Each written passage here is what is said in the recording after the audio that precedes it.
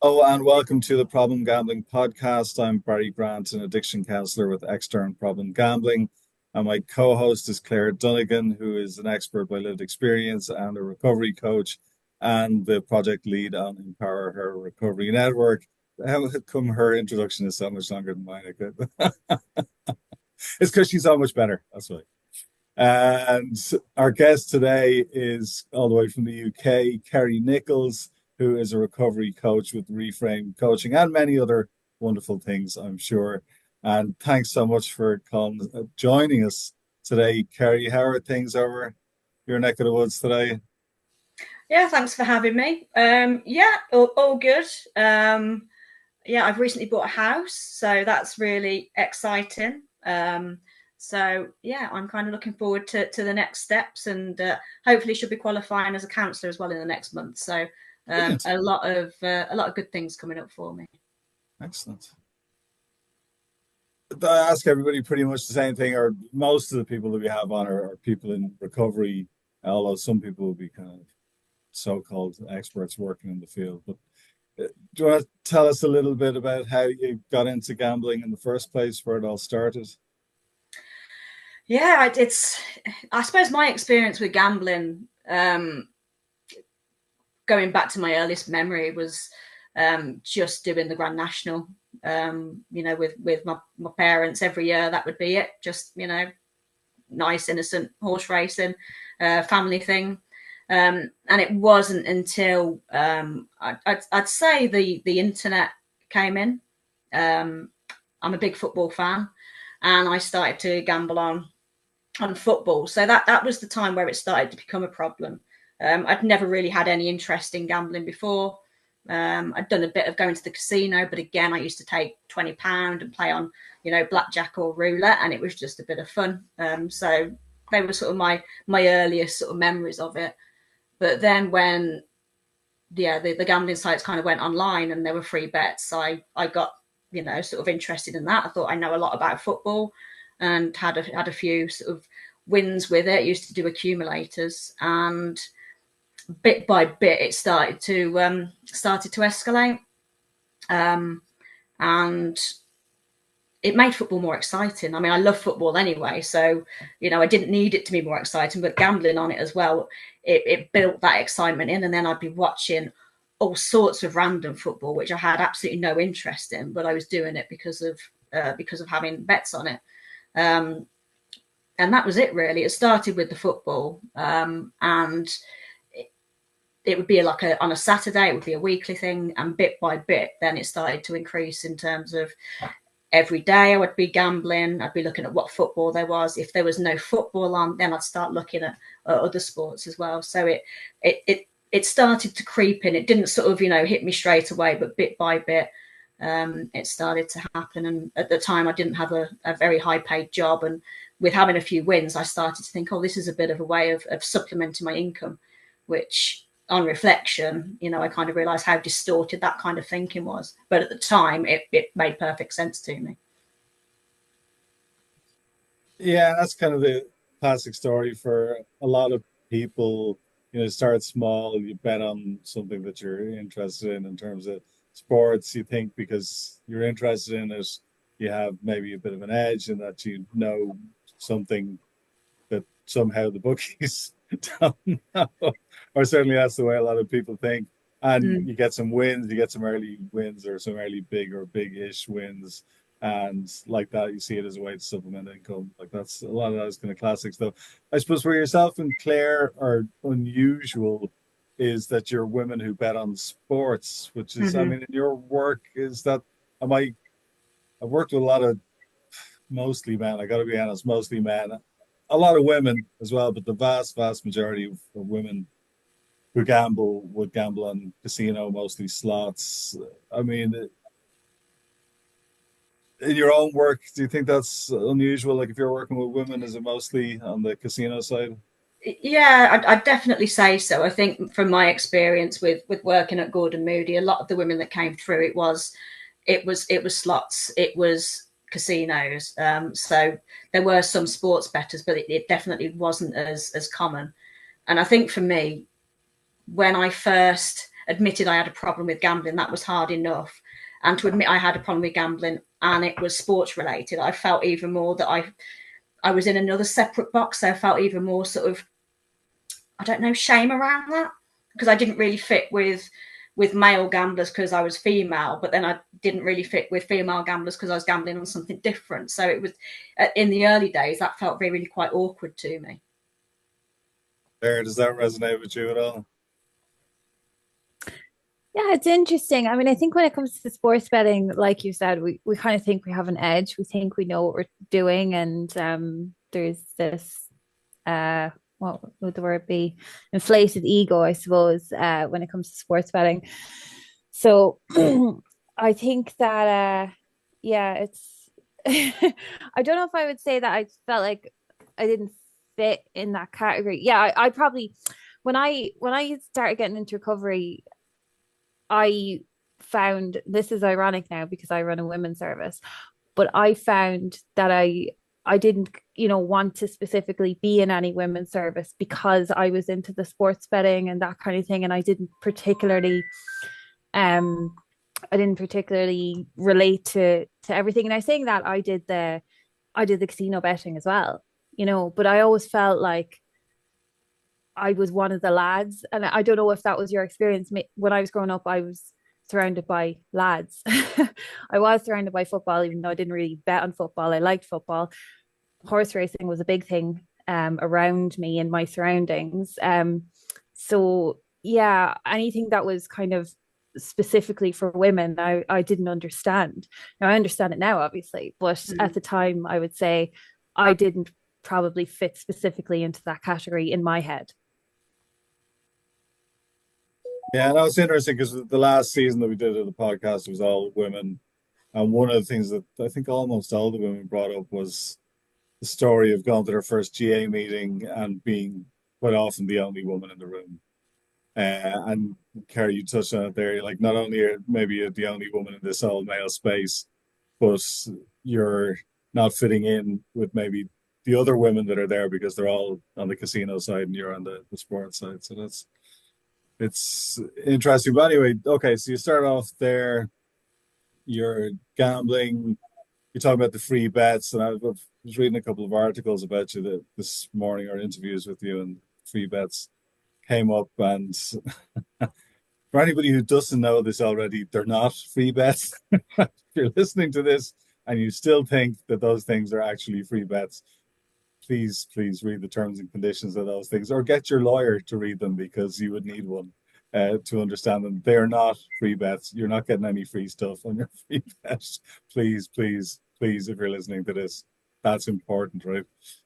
Um, but would there have been, and we don't have to get into numbers now, but would there have been an early big win that was kind of significant to you that kind of lit up the brain and you thought, well, this is easy, I'm going to do more of this?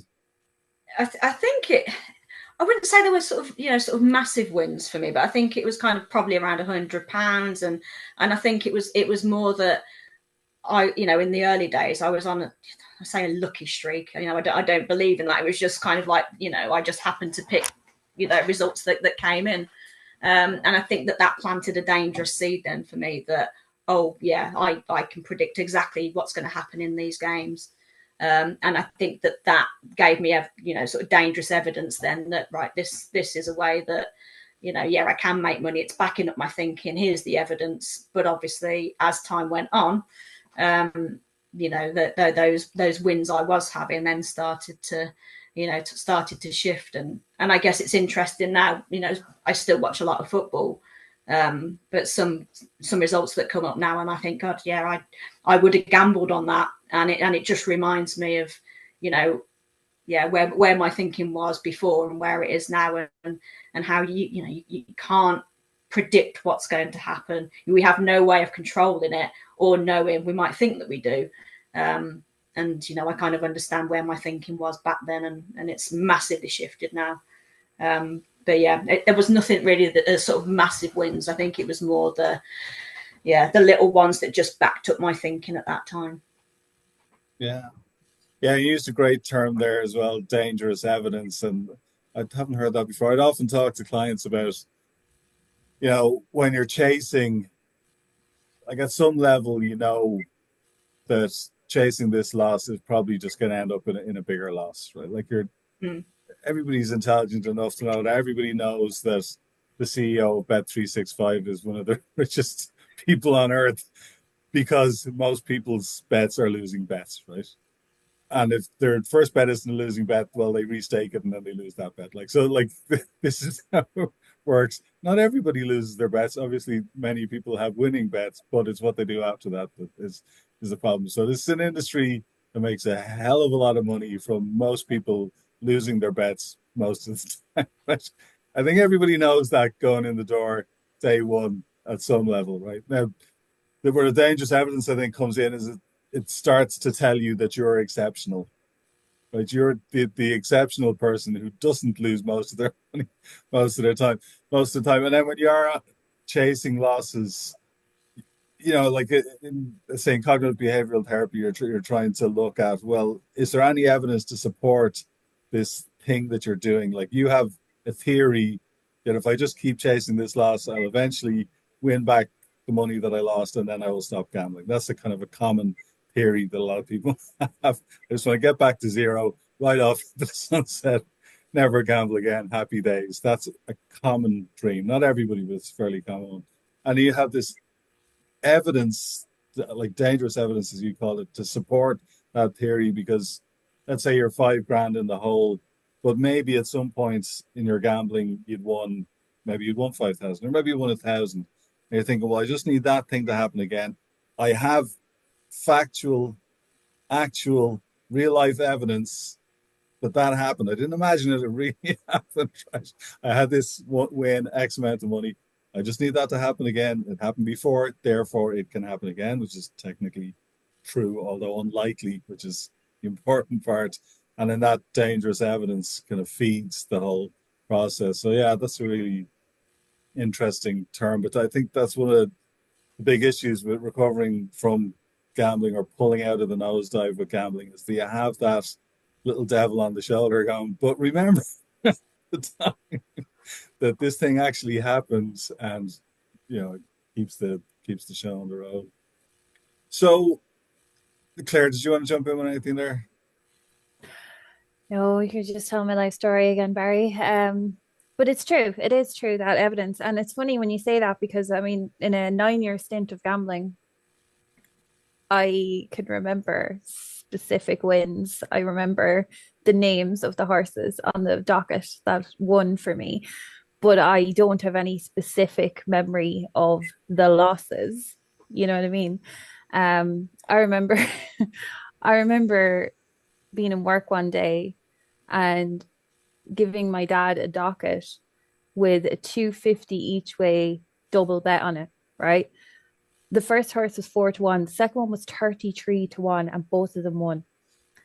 Now, that was a nice return. Do you know what I mean? And when you get things like that, it's hard to not go, well, I could do that again, you know. Um, so yeah, it is. And just as you were saying that, I was thinking, can I remember those losses? And I actually can't. I know that they were frequent and I know that they happened most 9 times out of 10 of the bets, but like I only remember the wins.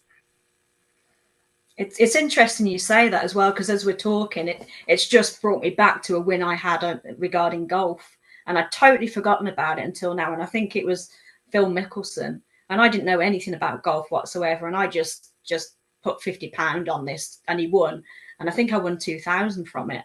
And it's, you know, again, it was just one of those things that I thought, well, I'll take a punt on that. And then because of that, then I started to think, oh, maybe I know something about golf. So then I started to look at golf tournaments. And again, it just shows how when you do have those moments, that can then hook you in and then start thinking, you know, well, let's try other things because I'm good at this. It's yeah, it's just interesting how that just came up in my memory, which I hadn't thought about for years. So at what point, Kerri, do you think you became aware that it was maybe getting out of control or becoming some sort of a problem? I think I was in denial for a very long time. I think I I was getting into debt. I was using all my credit cards, but I think even at that point, I was still not accepting, because I thought, well, I can just keep gambling and I'll get myself out of it. And my gambling period was quite short-lived, which I think for a lot of women it tends to be as well. It tends to escalate quite quickly. And I think for me it was about over a 6-year period. And I think it was I was buying a house at the time, and I was really worried about showing my bank statements to the mortgage advisor, because I thought this is going to look dodgy. But somehow I got away with it, and they gave me and my partner a mortgage, and we had a house. And then, because then we'd got the house and I'd managed to kind of, I suppose, reel in the gambling a little bit. But as soon as the mortgage went through, then my gambling just went through the roof, and I took out, I think, another loan on top of loans I'd already had. So then it was escalating, and the point where I really acknowledged there was something going on was when I'd spent every penny I had out of any credit that I'd had left. But in saying that, I was only acknowledging I had a problem because I'd ran out of money. I still don't think I actually acknowledged I had a problem with it. My problem was that I couldn't do it anymore because I'd exhausted any avenue of finances. What was that like? What was your relationships like at the time, Kerri? Did anyone see this going on? Did anyone recognize this? No, everybody was completely oblivious to it. So it was just like my little thing that I did. I think when people, I speak to people now, so, my parents and stuff, I think they look back and can kind of recognize the signs. I'd be out for dinner, and I'd, sort of have my phone out, and I wouldn't be, really sort of paying attention to who was talking to me. I'd spend a lot of time going to the bathroom, and I think now people, because we've had open conversations, can see those signs. But at the time I was withdrawn. I didn't buy clothes. I wasn't looking after myself. But I just don't think people really tuned into what was happening. So I think that allowed me as well to just keep going on, because no one said, are you okay? We're noticing this. So, yeah, I don't think it was on anybody's radar that there was actually anything that was going on for me. Okay, so that was the point you ran out of money. So what did you do then? So once I'd ran out of money, I admitted to my partner at the time that I had been gambling, and I spoke to my mom and said that I had an addiction, which again, I said the words, but I, looking back, I didn't really believe that. I think I was just saying it. I don't know why I said it, but it was just something that came out. And I didn't specify gambling, because I thought that no one's going to take that seriously, because how can anyone be addicted to gambling? I didn't get it myself. So what happened then, my mum spoke to my dad. My dad paid off my debts for me, which I think at the time was probably about 25,000. And it was a really generous thing that he did, and I would pay him back every month the loan that he'd taken out. But what that did then was that gave me a clean slate to think, right, okay, damage is all cleared now. I can start to gamble again and do little bits. So I managed about, I think it was probably 6 weeks without gambling. I self-excluded from one website, the one that I used the most, but didn't self-exclude from the numerous others that I was using. And yeah, after a brief period of not gambling, the thoughts, the urges were still there. And I think ultimately I knew I was going to gamble again. And I opened up a bank account, which nobody knew about. So I was already planning what was going to happen. And bit by bit, I went back to it, and it escalated to a point that was, far quicker than what it had been before. So when you stopped for that 6 weeks, then did you try and get help, or was it just more of a, right, I'm done now? Yeah, it didn't try and get any help. I think my head at that point was saying that it was a financial thing. I was only gambling because of the debt. Deal with the debt. That's it. So even though I'd said I had an addiction, I I didn't really believe I had an addiction. I just thought, well, I've got myself into debt because of this thing, deal with the debt and that all goes away. So when the debt was paid off, I thought, right, happy days, that's me done. So yeah, didn't seek any support because I don't really think I had, looking back, thought I had a problem. So and people would ask me for the first few weeks, oh, how are you doing? How are things going? But that very quickly stopped. And I think then that planted that seed as well, that I'm okay now. Nobody's asking me anything anymore. No one's checking my bank account. And yeah, before I knew it, I was back to it, and yeah, even worse than I had been before. And I think that's a perfect example of what Barry was talking about earlier about, and I've done this as well. Like, if I can just get back to zero, then I'll be fine. And realistically, I would have had probably 1,000 opportunities to do that. And have more on the screen if I'd taken it out and not, actually put it back in, or withdrawal and then reverse withdrawal. We tell ourselves that we just need that debt to be cleared and then everything will be fine. You had it.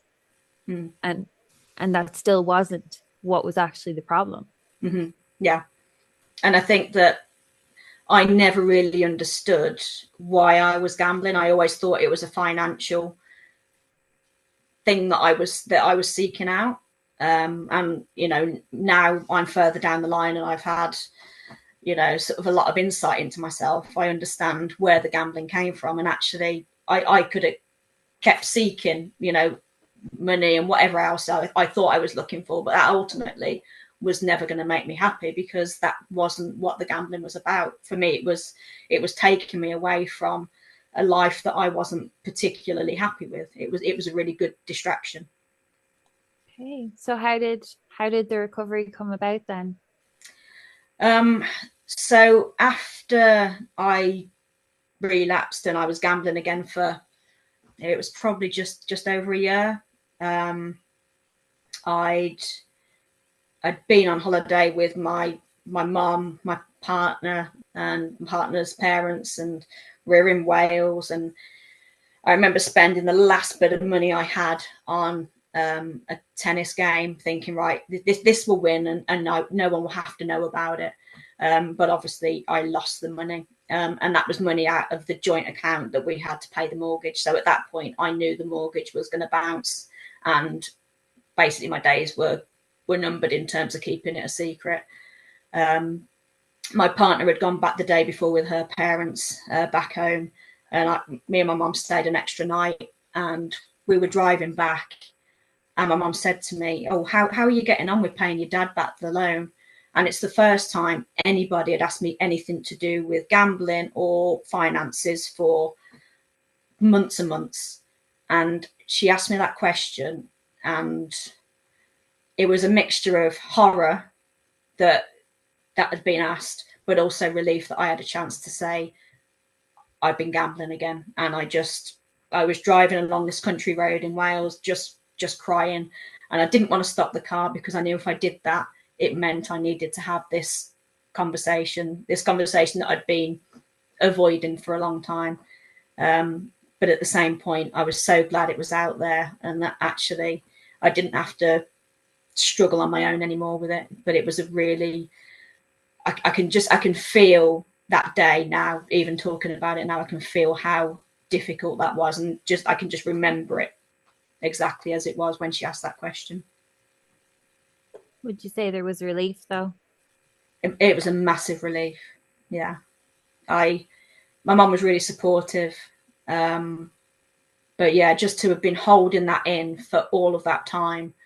I had suicidal thoughts at that point, and I was really struggling. I was in a really, really bad place. So to actually be able to have that out there and start to talk about it, and just, to be honest, just cry, it just felt like the release that I'd needed. And that really, my mum asking me that question, I always say it saved my life, because by her doing that, it allowed me to be honest.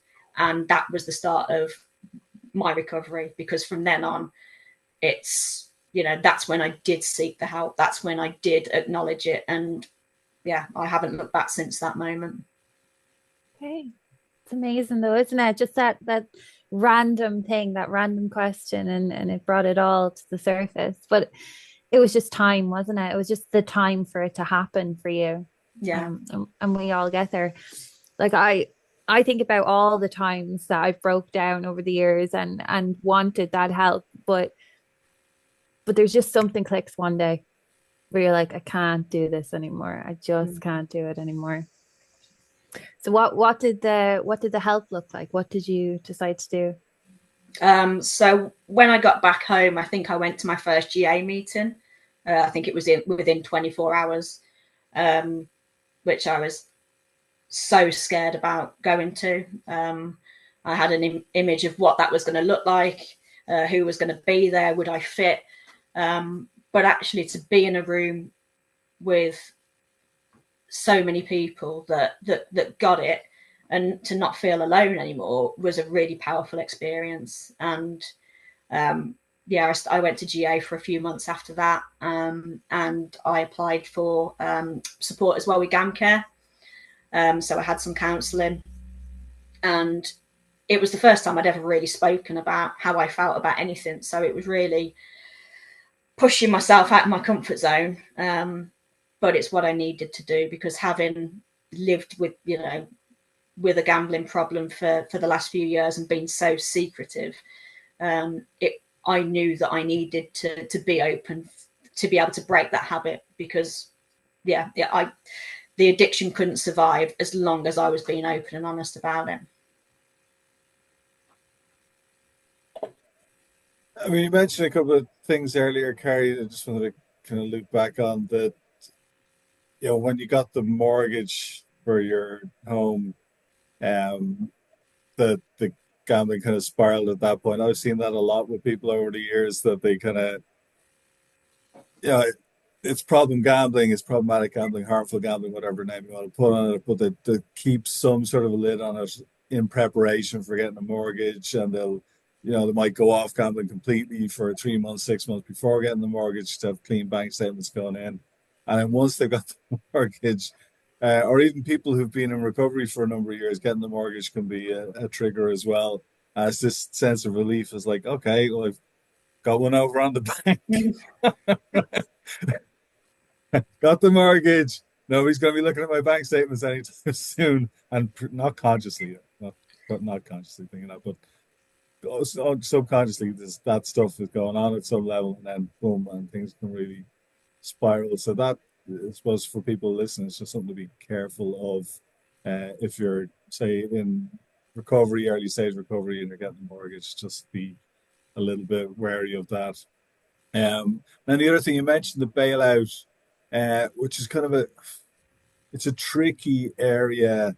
Some people would say to parents, don't ever bail out your son or daughter, to bail them out of their gambling problem.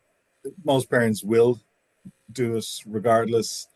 There are situations when really, like, it needs to happen in certain situations. Do you have any? Because I mean, you're working in the space quite a long time now as well. Do you have any thoughts on bailouts from say a frontline workers perspective, or from your own personal perspective? I think for me, I think bailouts can be helpful as long as the person is also addressing the gambling. I think if you're just bailing out without dealing with and having open conversations with it, I think that's where it's problematic from my personal experience with it.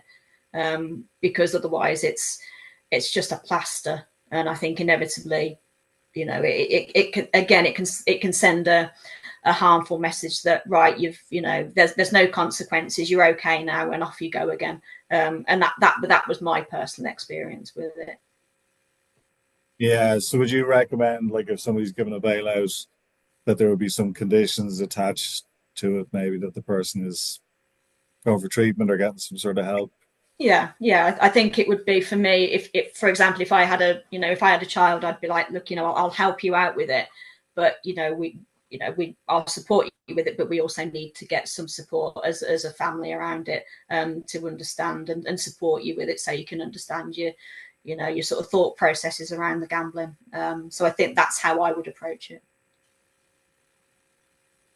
Thanks. So I mean, okay, obviously you had that moment in the car with your mother, and that sounds like, you hear a lot of people's stories, and obviously working in the space, and a lot of people have spoken about on the podcast as well, that whether they themselves decide to kind of blurt it out and tell someone about the gambling, or they get caught, or whatever the situation is, that sense of relief of coming, starting the process of coming out of that nightmare, the spiral of the active addiction into, okay, maybe I'm like, there's some light at the end of the tunnel here.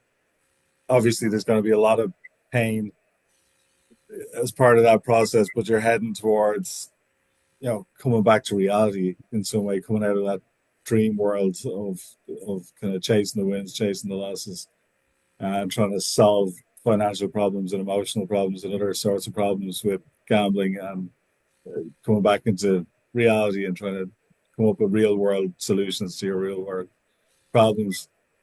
But so you went to GA, you went for counseling with GamCare. How did you end up working in the space, the recovery coach? Um, so I think I was about 3 years into recovery, and at that point I was in a job that I had absolutely no enjoyment with. I was working in a uni, and it wasn't fulfilling, and I just thought, I want to have a look out there at what else might be available. And I saw a job at Gordon Moody. It was a fixed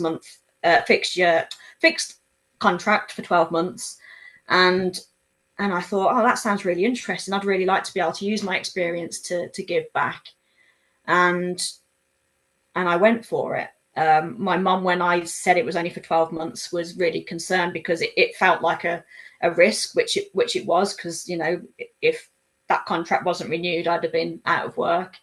But it felt like, for me, it was, unlike with the gambling, it was a risk worth taking, and I was very considered with it, and I had some money behind me at that point to be able to take that opportunity.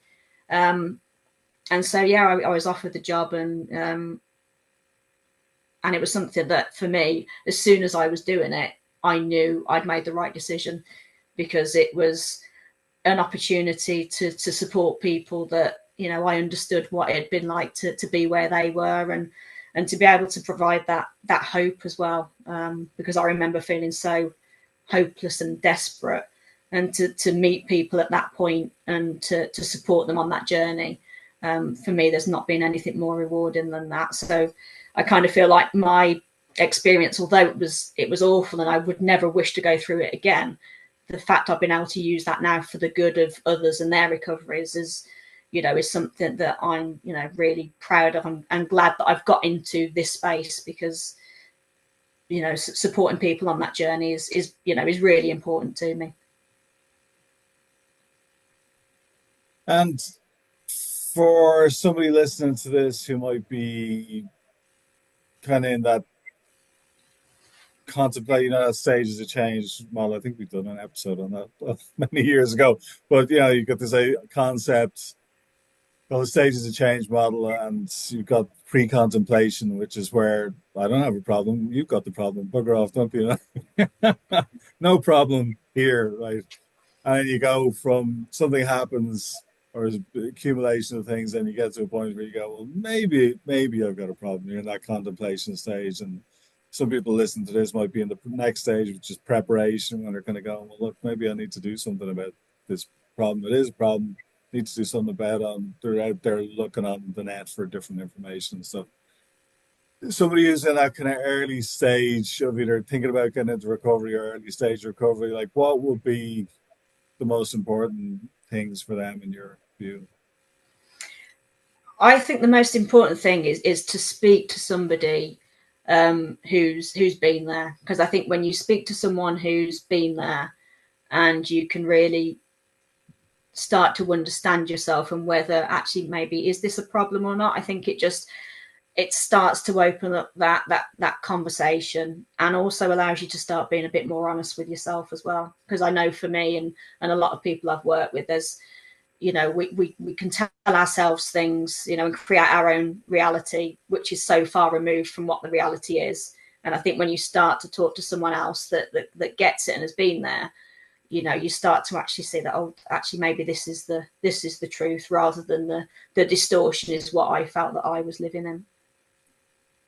Yeah, you're kind of forced when you speak to someone who's been through it to look at yourself in a very different light, especially when they're completely honest about their background, what they've been through, what they've done. I think you can sugarcoat a lot of things in your mind for yourself, but when you're faced with someone who's very similar to you, you do have to hold a mirror up to yourself, but it's a good thing, you know. How did you get into the recovery coaching specifically? Like, I mean, how do you find that? I think it was outreach work you were doing with Gordon Moody, wasn't it? Yeah, so I mean, it's called outreach, but it's basically aftercare. So it's pretty much, I guess, the role I had at Gordon Moody was I it's a mix really of recovery coaching and counselling. So kind of using both of those roles and sort of amalgamated. So with the recovery coaching, I kind of just take the coaching part that I've done in the aftercare at Gordon Moody into the reframe stuff. So and I like to use both elements. I'm hoping in the future to be able to, do some counselling specifically for the gambling side of it. But I love the coaching element of it, because I think that for me, recovery coaching, you're really able to use your experience and to share, elements of yourself that other people can really benefit from. So for me, I think that's really rewarding. And I think that's where, sort of using lived experience has so much value. Yeah, absolutely. And I would completely agree. Biasly, of course. Do you find a difference working with women and men? What would you notice? I think so. I think there's there's trauma, I'd say, related to both with working with men and women. But I think for women, there's a sense of trying to hold the whole family together as well a lot of the time. And so much when I speak with women, there's this sense of me time, and gambling tends to be that time that they have for themselves. And it's looking at, okay, so, what else, might you be needing, where you can have that time for yourself that isn't this harmful thing. Whereas for men, it doesn't seem to necessarily be the same in terms of that me time. But it's interesting to kind of work with both genders. But obviously the crossover too. I think it's a good point, and I'm not diminishing the male role here in any way, but I think that if you put, a man and a woman, one of them, has to go, say they have to go to a rehabilitation center, it seems much more acceptable for the man to do that, doesn't it? You know what I mean? I always say that I'm glad I didn't go to a treatment facility, because I feel like I would have struggled to manage my recovery in my environment if I had gone away from my environment, and that's just my personal opinion. But at the same time, I didn't have the option anyway. I was a single mother with 2 kids, the option wasn't there. But if it was the other way around, it would have been more acceptable. It likely would have happened. I think it's sad in a way, but yeah. I am thankful for the chance to do it in my own environment, although it wasn't actually my choice. Yeah, no, look, that definitely is a thing. I mean, before I started working in the gambling space, like, there were studies in Ireland about help seeking in residential and issues with women coming forward. And a lot of the time it's down to parental responsibilities, whereas fathers with small children seem to have less of an issue or problem with going for residential treatment. And look, some of that is external and some of it is internal as well, in terms of, I suppose, beliefs, societal and personal beliefs around it. But it is a tricky one. And even like with Claire's project, I mean, the data in Ireland would show that nearly half of people who meet the criteria for a gambling problem are women. And we've only ever had maybe 10% women seeking help through our service. So there's a lot of barriers there to try and get over. I mean, before we finish up today, you mentioned both counselling and coaching there, Kerri, and what would you see as the differences between the two of those? I guess for me, I think counselling is the deeper exploration of stuff that that might be affecting somebody, and I think that the program that I worked on at Gordon Moody, it was counselling and a mix of sort of group work and psychoeducation, and I think that the counselling can really help someone to understand how their past might be affecting their current behaviour. So I think for me, coaching is a bit more of the here and now is kind of where I'd kind of use it. But I think, it can be helpful to look at where some of the stuff and beliefs that we have now can originate, and that links with both coaching and counselling. But I think, for different people, they need different things. And I think it's good I always encourage whoever I'm working with to kind of take a lead and to trust their instinct and build the confidence, because I think that's a big thing in recovery. Yeah, because it's not for everyone. That's the thing, isn't it? Coaching's not for everyone. Counseling's not for everyone. And it really depends on what your needs are in that moment. Not everyone wants to explore what got them there. They just want to move on and get the skills to cope with it in the moment as well. No one size fits all, as we always say. Very true. Any thoughts or questions, Claire, before we finish up today?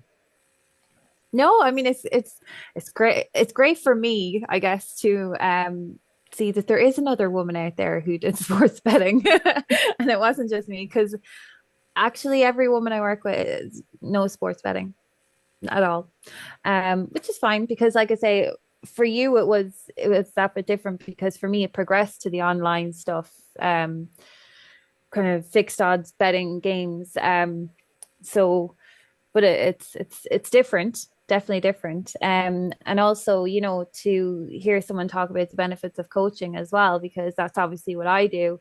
It was a big part of my recovery process as well. And I think what's great about the UK is that it's acknowledged there a lot more. I see that Reframe are actually part of the NGSN now. They're actually part of the national network, and that is solely focused on coaching, which I think is fantastic. I wish we were at that stage here. Yeah, it's been a very exciting time in the space that I think, lived experience now is far more valued, and recovery coaching is definitely, going from strength to strength. So yeah, I think moving forward, it's only going to grow and help people. Brilliant. Well, listen, thanks a million, Kerri, for joining us today. Kerri Nicholls, recovery coach with Reframe Coaching, and all the best in your future endeavors, whatever's happening next. And thanks for tuning in to the podcast today, everyone. Take care. Bye bye. Yeah.